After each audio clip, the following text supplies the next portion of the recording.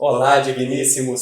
Sejam extremamente bem-vindos ao canal Conservadores. Me chamo William Christian. Eu sou Wesley Christian. E vamos para mais um vídeo. O tema de hoje é: sabe qual é o verdadeiro significado da Páscoa? É isso aí. Roda a vinheta.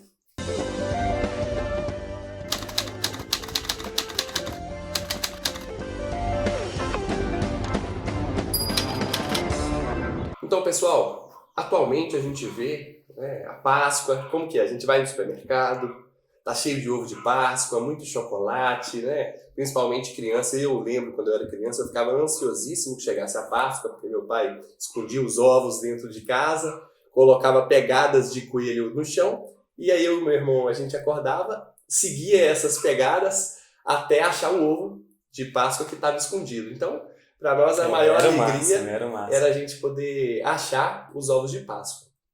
E hoje, a sociedade tem essa visão da Páscoa, que são ovos, né, chocolate, essa alegria de materialista, consumista e tudo, né? Tem a figura do coelho, que a gente aprende que ele que traz os ovos. Então, é uma coisa bem...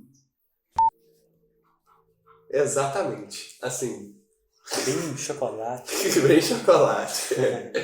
Além da questão do chocolate, existe a figura do coelho, que ele que traz, né, os ovos, ele que traz os chocolates para nós. Então a gente vê essa Páscoa moderna, né, essa caracterização da Páscoa através da figura do coelho e dos ovos. E muitos cristãos, a maioria, né, os cristãos verdadeiros e tudo, tem às vezes essa dúvida. Olha, eu vejo que isso não é a Páscoa bíblica, isso não é a Páscoa judaica. Eu devo comemorar essa Páscoa? Eu devo comemorar a Páscoa judaica do Antigo Testamento, direcionada ao povo de Israel? E surge essa dúvida. O que realmente a gente tem que fazer? Qual que é o caminho a ser trilhado? Para responder essa pergunta, de qual Páscoa que os cristãos devem comemorar, a gente de fato precisa voltar na primeira Páscoa, a Páscoa de Êxodo, no capítulo 12 da Bíblia Sagrada. Antes ainda de Êxodo 12, a gente pode voltar na promessa que Deus fez para Abraão, que através dele seriam benditas todas as nações da terra. Então, a partir daí, tem uma série de acontecimentos. José vira lá governador do Egito e tudo. E isso desencadeia nos acontecimentos de Êxodo, em que o povo de Deus estava sofrendo. Estava escravo ali no Egito, na mão de Faraó. E precisava de ser liberto para então direcionar para a Terra Prometida e começar a gozar de todos esses benefícios. Isso, e Deus, uma forma de punir Faraó e, né, as pessoas que de fato estavam escravizando o povo de Deus, ele começou a instituir pragas. Isso. E foi lançando uma as atrás pragas da outra. E na 10ª praga, que foi realmente desencadeou a saída do povo da escravidão, da mão de Faraó. O êxodo, né? Isso. Representava a morte de todo primogênito lá da terra. Isso. Primogênito, adultos, crianças e também animais. Deus disse que mataria o primogênito de todo aquele povo. Mas ele colocou uma condição.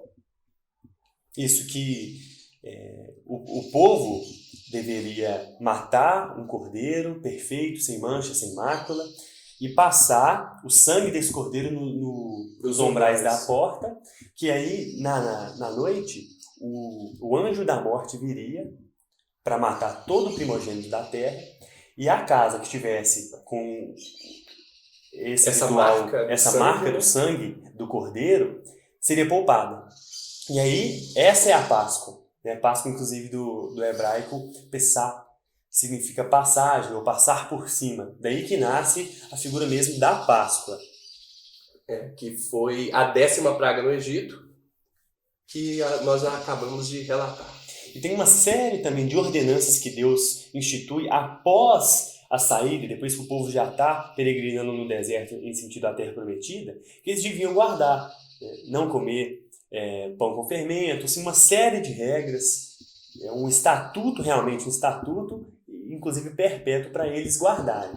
Além disso, interessante que Deus determinou que eles se lembrassem e celebrassem essa Páscoa sempre, perpetuamente, todos os anos, sempre, para que todas as futuras gerações lembrassem que Deus, com mão poderosa, tirou seu povo da terra do Egito, da escravidão, da mão de Faraó. Exatamente. Por quê? A Páscoa, ela foi de fato o marco temporal para a saída deles das mãos de Faraó. E aí, na ideia bíblica, na ideia do povo de Israel, eles deveriam se lembrar, realmente, não esquecer disso. Lembrar que Deus é o Deus que tirou eles de lá. Tá, mas então a gente precisa de comemorar essa Páscoa antiga, de fato sacrificar o cordeiro sem mácula, respeitar tudo aquilo que Deus trouxe em Êxodo 12 até os dias de hoje? Nós temos, por um lado, essa Páscoa sincrética, que é uma mistura do cristianismo católico apostólico romano no decorrer da igreja aí moderna, misturado com diversas culturas pagãs. Então nós temos, por um lado, essa figura do coelho, do ovo, e de outro lado, a Páscoa judaica, o Pessá, né? A Páscoa judaica. E aí a pergunta é essa: nós temos que comemorar algum desses dois? Né? E a resposta bem objetiva é não, nenhum nem outro. Nós cristãos não devemos celebrar nenhum nem outro. Tudo isso no Antigo Testamento, a festa da Páscoa, a guarda do sábado, todas as instituições, todos os estatutos, elas apontam para algo. Apontam para alguma coisa. Tudo isso era reflexo de algo que viria. Reflexo de Cristo, do Cristo Salvador, do Verbo encarnado. Tudo isso se concretizou com a vinda do Messias, com a vinda do Deus que se tornou carne e habitou entre nós. Mas aí vocês pensam assim, mas então o que Jesus morrer tem a ver com essa Páscoa que a gente relatou aqui do Antigo Testamento? E é muito simples, né? Assim como todos os primogênitos daquela época já estavam fadados, condenados à morte através da 10ª praga, assim somos nós. Todos nós, todo ser humano, através do pecado inicial de Adão e Eva, já estávamos condenados, fadados ao inferno, à perdição eterna. E a figura de Cristo é exatamente a figura do Cordeiro da Páscoa de Êxodo 12. Que Cristo, sem mácula, sem pecado, perfeito, morreu na cruz, tomou para si todos os nossos pecados e nos deu a salvação eterna, mesmo sem a gente merecer. Porque, como eu já disse, já estávamos condenados, assim como os primogênitos daquela época. Mas Cristo veio, assim como aquele cordeiro, que passou o sangue nos umbrais da porta e Deus não matou o primogênito daquela casa, daquelas pessoas que obedeceram a essa ordenança de Deus, assim é com Jesus, que deu seu sangue na cruz para que possamos, de fato, ter as nossas almas salvas. Os que tiverem a marca do sangue do Cordeiro. E aí, nesse caso, contextualizando tudo isso que o William disse, nós até anotamos as referências para ficar bem esclarecido, as relações entre a Páscoa judaica e o sacrifício pascual do Cordeiro Santo, né, de Jesus Cristo. A ordenança inicial era que o cordeiro, para ser sacrificado, ele deveria ser um cordeiro macho, perfeito, sem mácula, sem mancha. Isso está lá em Êxodo 12, versículo 5. Que diz: o animal escolhido será macho de 1 ano, sem defeito, e pode ser cordeiro ou cabrito. Em contrapartida, lá no livro de Hebreus, no capítulo 4, versículo 15, nós temos a relação de Jesus com esse cordeiro. Hebreus 4, 15 diz o seguinte: pois não temos um sumo sacerdote que não possa compadecer-se de nossas fraquezas, mas sim alguém que, como nós, passou por todo tipo de tentação, porém sem pecado. Então, um cordeiro de um lado sem mácula, sem mancha, perfeito, e o sacrifício necessário para nos lavar do nosso pecado, da nossa falha, que eu ia dizer. Jesus, é Jesus, sumo sacerdote. Mas não um sacerdote alheio às nossas necessidades, não. Alguém como nós, mas perfeito, sem mancha do pecado, sem a mancha do pecado. Também há a figura da marca do sangue ser passado nos umbrais da porta. Isso está em Êxodo 12, versículo 13. Êxodo 12, 13 diz o seguinte: o sangue será um sinal para indicar as casas em que vocês estiverem. Quando eu vir o sangue, passarei adiante. A praga de destruição não os atingirá quando eu ferir o Egito. E aí, em contrapartida, sobre a marca do sangue, lá no livro de Apocalipse, no primeiro capítulo, versículo 5, E de Jesus Cristo, que é a testemunha fiel, o primogênito dentre os mortos e o soberano dos reis da terra. Ele nos ama e nos libertou dos nossos pecados por meio de seu sangue. Então, a marca do sangue, que a gente também pode ver lá em Efésios, primeiro capítulo, o versículo 7. Nele temos a redenção por meio de seu sangue, o perdão dos pecados, de acordo com as riquezas da graça de Deus. Então, em contrapartida é isso. Essa é a marca do Cordeiro Pascual Cristo que morreu também. E, da mesma forma que o sangue devia ser passado nos umbrais da porta na época da Páscoa de Israel.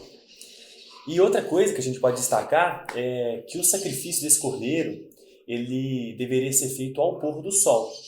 Isso está lá no versículo 6 de Êxodo 12. Êxodo 12, 6. Guardem-no até o 14º dia do mês, quando toda a comunidade de Israel irá sacrificá-lo, o cordeiro, ao pôr do sol.